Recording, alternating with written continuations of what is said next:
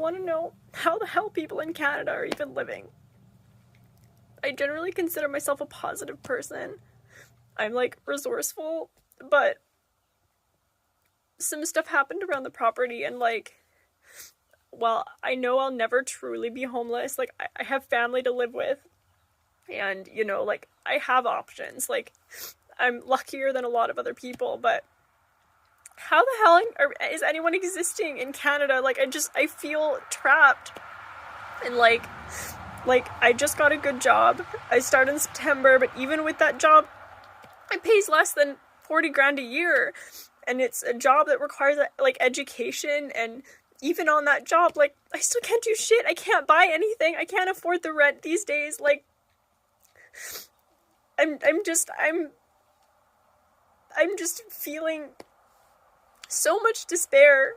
And I know I'm normally like really, really positive, but I'm just like, how is everyone else, and are you okay? Because the answer is probably no. And I know I'm lucky. I don't have kids. I have like good family that will support me, but I feel like I can't stay here, but I can't move anywhere else, because anywhere else I move to, I'm gonna be charging, like, the landlords are just gonna charge me like $2,500 a month in rent. Like, unless I move into the middle of literally nowhere where there are zero jobs. And I'm just feeling really overwhelmed. And like, I don't know. There's a part of me that just wants to say F it and just get a whole bunch of credit cards and just travel and just like get out of Canada, because like I know it's bad everywhere. I really do. But I don't know. At 33 years old, like, I was really hoping that I could at the very least afford, you know, a small house. I don't want 3,100 square feet bullshit. I just want something small, 500 square feet, even less. And yet, it's so fucking expensive. Like, I don't know what I'm gonna do. I'm getting sick and tired. Y'all are so focused on complaining about Indians every day.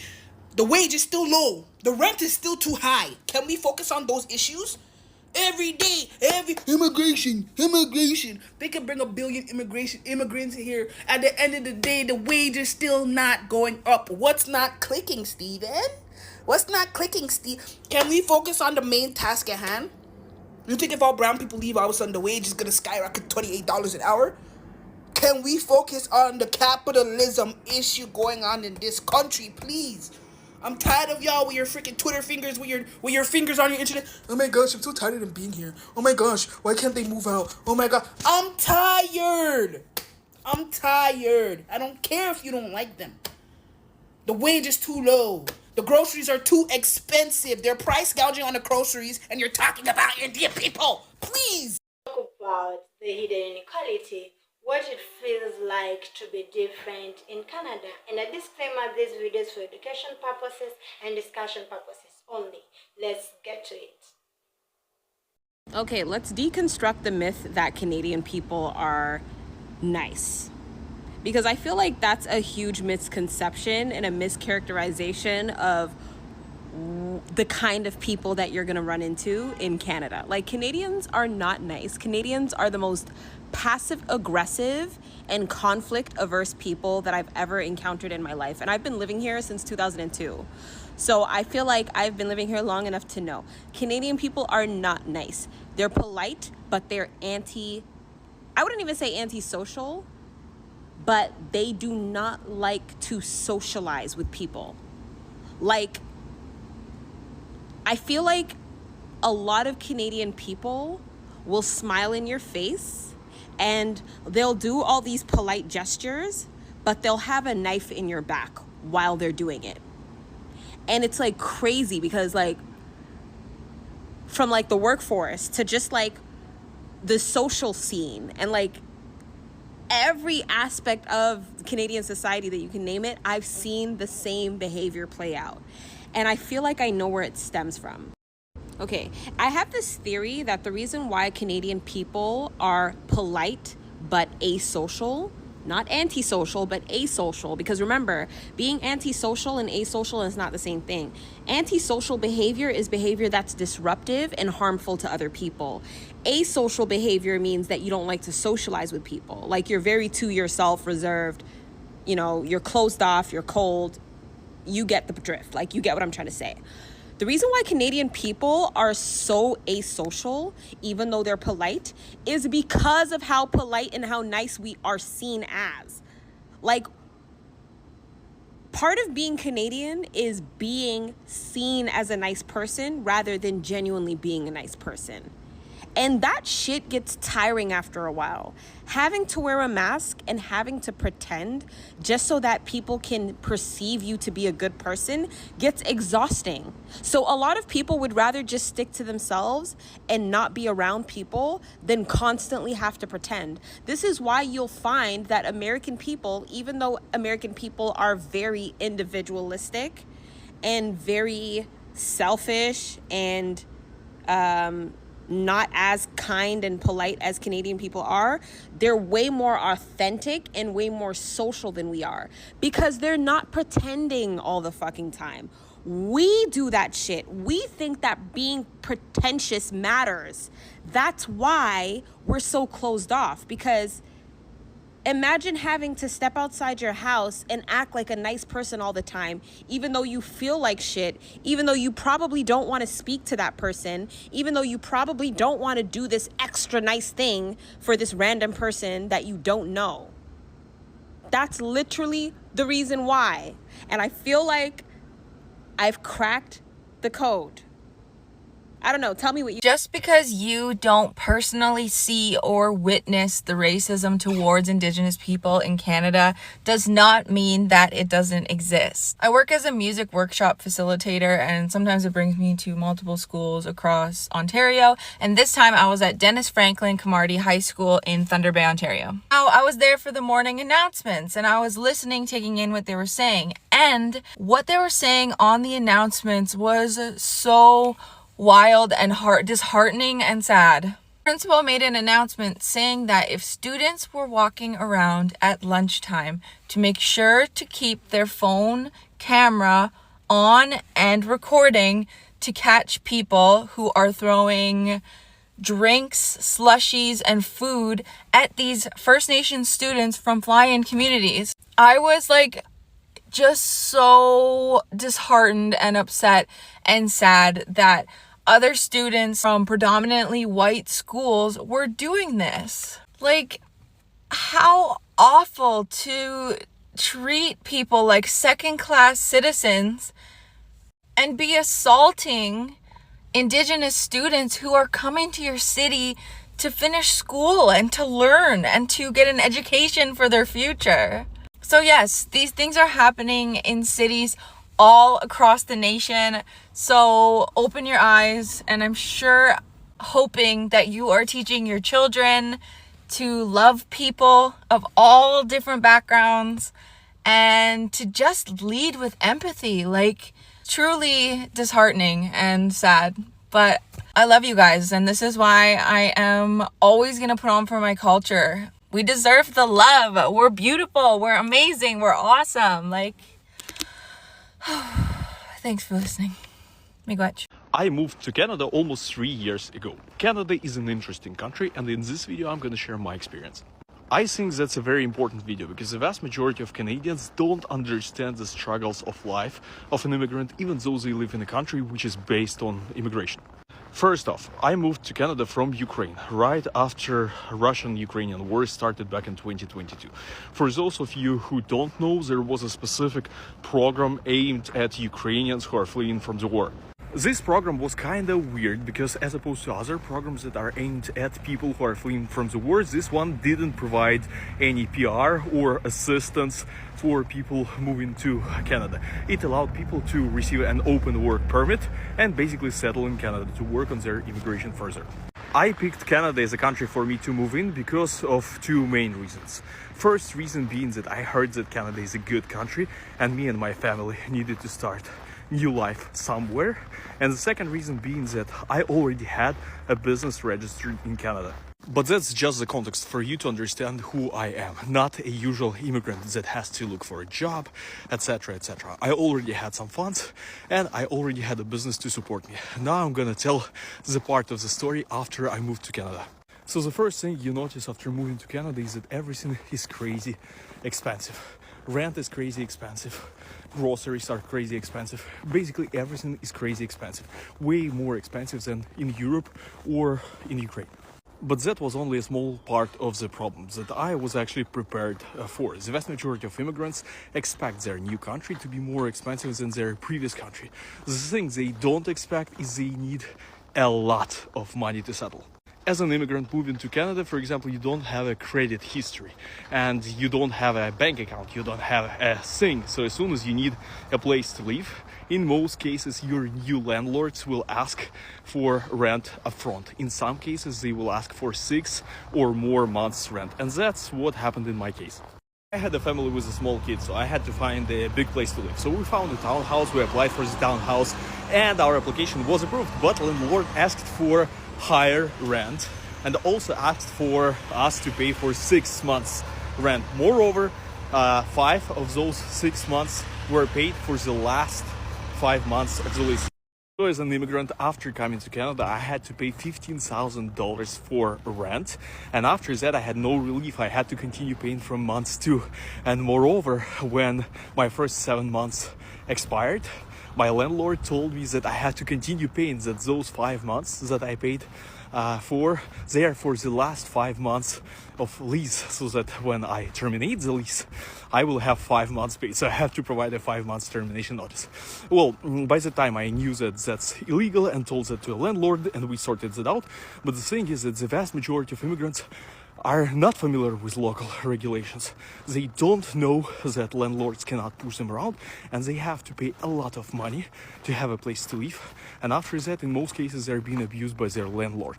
At the same time, after moving to Canada, they figure out that public transportation system is almost non-existent. Even though I live in Ottawa, that's a pretty big town, public transportation system here is not reliable. In most cases, if it takes you 20 minutes to get somewhere by car, it will take you 2 hours to get there. So it's not possible to manage. Therefore, you have to buy a car. So I had to spend $10,000 more dollars to buy a car as well. And that's a route most immigrants have to go through. That most immigrants have to start looking for a job, and keep in mind that the vast majority of immigrants in Canada are qualified, so they're engineers, they're professionals, etc. And they, in most cases, are not able to find a job. Gladly, that didn't apply to me because, again, I had a business to support myself. But the vast majority of people, after spending a lot of money to move to Canada, to have a place to live, after being abused by their landlord, are not able to find a job. They figure that Canada has a very weird economy, specifically Ottawa has a weird economy where almost everybody works for government, but the vast majority of vacancies in Canada are to work for government, and newly landed immigrants are not able to work for government. Therefore, they have to find a job for that's gonna pay them minimum wage, and after that they have to suck it up for the next couple of years. After that, they have to continue working on their immigration, and that's a funny part because immigration in Canada is not cheap. So people moving here have to pay for immigration consultants, they have to pay for translations, they have to pay to accredit their diplomas, and so on and so on. And the total cost for that, in most cases, is way over $10,000. So again, for an average immigrant, it takes tens of thousands of dollars to land in Canada, to be abused by landlord, to not be able to find a job, and to kind of work their way out in hopes for a great future. The funny part for Ukrainians specifically is that they don't have any program dedicated to them anymore. Therefore, they have to go through the usual route of express entry system, which is overcrowded. And, well, basically you can only use it if you are very young, you have good to perfect English, and you have a job offer, specifically LMIA job offer, and basically meet a couple of other criteria. For me, specifically, I'm under 30. I have a small kid. I have good English. I have Canadian experience. I have business and funds to support me, and I still don't qualify for express entry. All after spending tens of thousands of dollars and years to work through the system. And that's pretty much the experience the vast majority of people have after they move in. I would be glad to record a couple of more videos about my experience living in Canada, because there is a whole bunch of things that I like in Canada. So if you want to continue watching this series, subscribe and hit the like button. Thanks, and see you next time. Can we just be honest and admit that the main problem with this whole immigration epidemic that's happening in Canada is you nasty entitled white people? Take a moment and look at my skin. I am in fact white, but do you know how embarrassing it is? I've lived in Vancouver for 3.5 months. Can't even count on my hands how many times I've heard racist remarks from people in public, yelling at people, go back to your country, you don't belong here.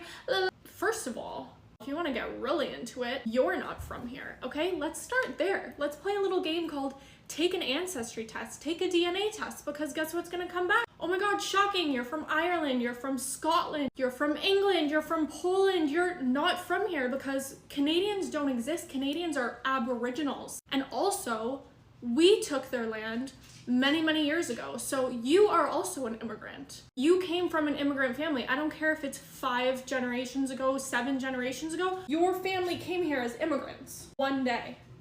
And you want to get mad at the people that are doing it in real time? The worst comment that I'm hearing is when you come to Canada, you have to embrace our culture. You have to act Canadian. What does that even mean? You have to eat poutine and beaver tails every day? Like, how about you actually go to their country and you learn something about having culture? Because we have none. My favorite comment that, oh, they come here and they take all of our jobs. They're taking our kids' jobs. Yeah, because your kid's lazy and entitled and he wants to go to work, sit on his little TikTok phone all day, and magically get paid $20 an hour. That's not how it works. These people come here and they're hard workers. So yeah, add 2 and 2 together. It's making sense why they're taking your jobs. The problem does not lie with the people migrating to Canada. The problem lies with the people here acting disgustingly, blatantly racist, rude, and entitled. So cheers, Merry Christmas. I hope Santa brings you a better personality. Canada is not a place where I would live for free right now, because people are sad. A lot of people has been asking me how was my trip to Canada and what's my thought about Canada. Well, it took me only 3 weeks to realize that people are living a sad life in Canada. I was trying to figure out, why are people sad? Why are people not smiling? Until I went to the supermarket, until I went to the gas station, until I got to the point where I needed to buy basic things. And I realized that people are really, really in pain. People are suffering. But there's one thing I can't put my head around. They live an expensive lifestyle. I don't understand. In a nutshell, for a place like Canada, people are not living. They are just existing. And that is not a good place to be. Thank you. Before you go out and blame people that are living on the streets because they don't have a place to live, I don't think you should be blaming the person. I think you should be taking a closer look at the system, because we learned in my social work class the other day that there are people that are waiting on a 10, 15, sometimes even 20-year wait for affordable housing. There is no affordable housing here. Also, like, if you look at it, we are all one bad accident, one mental health break, one illness away from losing all that we have. And some people don't have families to fall back on. Like, not everybody has that sense of security. Not everybody's family has money. Everything keeps getting more and more expensive. And there are not enough resources for everyone. There's not even enough resources for like a fraction of the people. So before you go out and judge people for being in a bad situation, I think you should take a closer look at the system. And you should take a closer look at the other things and have a sense of empathy. These are people that are struggling, and that could very easily be you or someone that you love. It's been making me upset because I keep on seeing people post negative things about people that don't have a place to live right now. And it's like, where's your sense of empathy? Sometimes people are just in a bad situation and they lose what they have. Miigwech. Bye. Canada sells an image, peaceful, polite, and fair. Is the country people dream of when it comes to safety, equality, and new starts.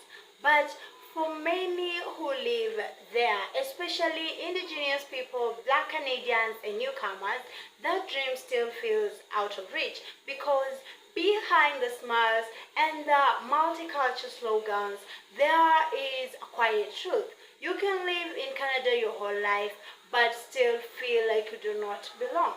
So, today we're not talking about politics. We're talking about people, what it feels like to grow up, work, and survive in a country that promises fairness but still fights with its own reflection. Let's start with the simple truth. Canada is beautiful in nature, diversity, and opportunities, but beauty doesn't erase pain, and sometimes it hides it. In 2025, the new data from statistics, Canada showed that racialized Canadians earn on average 21% less than their counterparts, their co-workers, even with the same education and experience.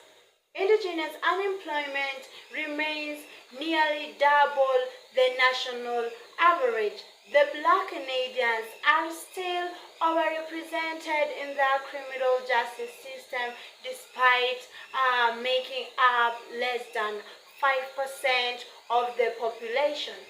These aren't isolated numbers, they are echoes of stories that repeat across generations. Imagine growing up in a country that calls your ancestor founding nation, but one your community still lack clean water. As of 2025, 27 Indigenous community in Canada still live under long-term boil water advisories, meaning they can't safely drink from their own taps. This has been going on for decades, and it's not just water, it's history. From the residential school system, where thousands of Indigenous children were taken and abused in the name of education, to modern children welfare policies that still separate Indigenous children from their families. The pain didn't end with an apology. You cannot heal a wound by pretending it never happened. And many Indigenous voices are still fighting just to be heard, still saying we are not asking for charity, we are asking for equality. And then there are other quiet struggles. Being Black in Canada, it's different from the US version we see in the media. Quieter, but just as real. Studies by the Canadian Human Rights Commissions found that Black Canadians are 3 times more likely to be stopped by police in schools. They are more likely to be suspected for minor issues, and in workplaces that still face the prove yourself twice standards. Many share the same story. Be polite, work hard, don't make waves. Maybe then they'll see you as equal, but equality shouldn't be earned, it should be given. That's the exhaustion constantly performing just to exist, peacefully smiling when you are disrespected, shrinking when you should be seen. Now, let's talk about newcomers, people who leave everything behind for a fresh start. Canada welcomes over 400,000 immigrants every year. It's one of the most diverse countries on earth, but here is the emotional twist. Diversity doesn't always mean inclusion. Many immigrants arrive with degrees that ain't recognized. Doctors drive taxis, engineers working retail, parents starting from zero just to survive. And while the work is hard, there is often a quiet loneliness, the kind that comes from feeling invisible in a place that calls you lucky. One immigrant from Nairobi said in an interview last year that they told me I would find opportunities, I found exhaustion. And that line, that heartbreak, is something too many understand. Inequality isn't always loud. Sometimes it's the feeling that you don't belong in the room you walked to enter. It's a code. Switching your accent at a job interview. It's being the only person of color in your class and being asked where you're really from. It's the constant reminder that fitting in doesn't always mean being accepted. In 2025, mental health data from CAMH showed racialized Canadians experience higher rates of depression and anxiety, but are less likely to access care, often due to cost, stigma of or mistrust of the system. And that's the real cause of inequality, not just lost income or opportunity, but lost peace of mind. Here's the things: Canada is better than its worst moments. Their real efforts for change, reconciliation programs, diversity hiring, and awareness campaign. But awareness isn't enough. Apology without actions are just performance. To heal, Canada has to stop celebrating the image and start confronting its shadow. It's not unpatriotic to tell the truth. It's love, the kind that want a nation to grow up, not just look good. When I look at Canada, I see potential, not perfection. I see a country that can model equality if it dares to live up to its own story. But that starts with honesty, with admitting that inclusion isn't automatic. It's something built by empathy, by listening, by letting the people who are silent lead. Because maybe the real test of a country isn't how it treats its proudest citizen, it's how it treats the one who have been ignored the longest. So, if you've watched this and you ever felt invisible, unheard, or like you have to prove you being there or you belonging, this is for you. Your voice matters. Your present matters. You being there matters a lot. And for everyone else, maybe the next time we say Canada is equal, we should ask equal for who? Because love for country isn't silent. It's encouraging. It's courage, and maybe the most Canadian thing we can do is not is now the thing that we can do right now is to care enough to change. Thank you for watching. Don't forget to subscribe, like, and share the video for more. And don't forget to leave your comment on your thoughts about this.